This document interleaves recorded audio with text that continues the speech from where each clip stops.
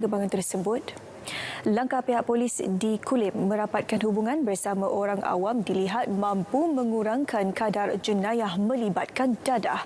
Untuk perincian dan perkembangan terkini di Kedah, kita bersama Rashid Jali. Silakan.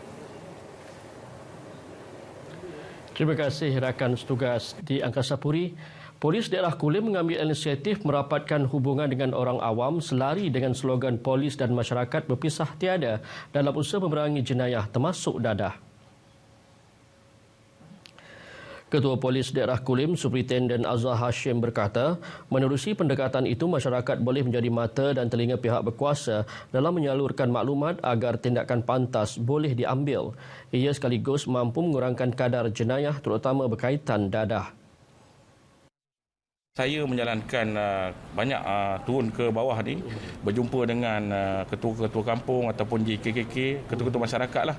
Lebih pada kita nak kenal pasti di kawasan-kawasan di mana dalam di daerah Kulim ni banyak mukim. Sebagai contoh saya bagi satu mukim lah. Contoh mukim di Kulim ni, di mana kita berjumpa dan kita kenal pasti. Kadang-kadang trend kita tengok berkaitan dengan penagih dadah ni, dia juga menyumbang kepada kes-kes jenayah. Pada tahun lalu sahaja, Polis Daerah Kulim merekodkan 758 kes berkaitan bekalan dadah dengan 916 tangkapan bawah pelbagai seksyen termasuk 39B Akta Dadah Berbahaya 1952. Sementara itu, 481 kes dengan 581 tangkapan melibatkan permintaan dadah. Penggunaan radio sebagai alat komunikasi dan penyebaran maklumat amat penting biarpun dunia semakin maju dan canggih dengan pelbagai teknologi terkini. Sempena Hari Radio Sedunia yang disambut 13 Februari setiap tahun, orang ramai yang ditemui berkata keperluan radio masih relevan sehingga hari ini, terutama dalam menyampaikan berita terkini dan sebagai saluran hiburan. Menurut mereka, selain televisyen, radio turut memainkan peranan penting menyalurkan maklumat terutama berkaitan situasi semasa COVID-19 selain maklumat penting daripada kerajaan. Radio ni adalah satu media yang masih relevan buat masa sekarang ni dan dia amat diperlukanlah, memandangkan sesetengah orang tak selalu menonton televisyen dan mereka hanya mendengar radio saja. Dan bagi saya pun suka mendengar radio, terutamanya berita-berita terkini. Radio ni penghibur lah bagi kita. Daripada dulu sampai dalam kereta kita jeta dengar dalam ceramah agama ke apa kan, sambil-sambil kita sibuk masa lain dalam kereta kita boleh dengar radio. Kalau TV ni tak boleh tengok juga. Radio ni kira penting lah dan dalam hidup seharian kita. Radio ni pada waktu sekarang ni lagi penting lah, sebab kita nak tahu maklumat. So lepas tu lagu-lagu pun banyak yang baru-baru. Kita orang kata apa, maklumat semua pun dari situ, apa pun kita tahu dari situ. Radio Televisyen Malaysia RTM antara medium siaran saluran radio dan televisyen yang menyalurkan maklumat sahih dan tepat.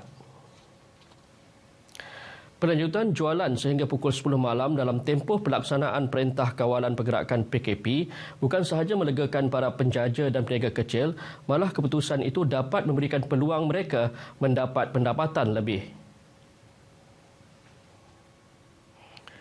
Pengerusi Peniaga Kecil Daerah Kota Star Muhammad Khalib Hamid melahirkan perasaan gembira kerana dengan keputusan itu para peniaga mempunyai tempoh masa yang lama untuk menjalankan perniagaan. Dalam masa sama, amalan kebersihan sentiasa dititik beratkan, malah para peniaga juga diingatkan agar sentiasa patuh terhadap arahan termasuk memakai pelitup muka sepanjang menjalankan perniagaan. Saya yakin penjaja dan peniaga kecil ini patuh dengan SOP yang disarankan oleh pihak kerajaan selama ini. Ya. Mengenai dengan SOP yang mana pihak saya sendiri kita pantau, kita pihak persatuan kita turun ke lapangan, kita lihat dari segi buku, pencuci tangan, cek suhu, semua ada. Boleh dikatakan semua peniaga-peniaga ikut dengan peraturan ataupun saranan oleh pihak kerajaan. Beliau yang ditemui di Taman Wira Mergung Alusta turut berharap kerajaan menimbangkan permohonan agar orang ramai dibenarkan makan dan minum di gerai makan atau restoran, terutama dalam kawasan di zon hijau dengan SOP yang ketat. Langkah itu dapat membantu pengusaha gerai dan restoran meningkatkan pendapatan berbanding pesanan makanan yang dibungkus.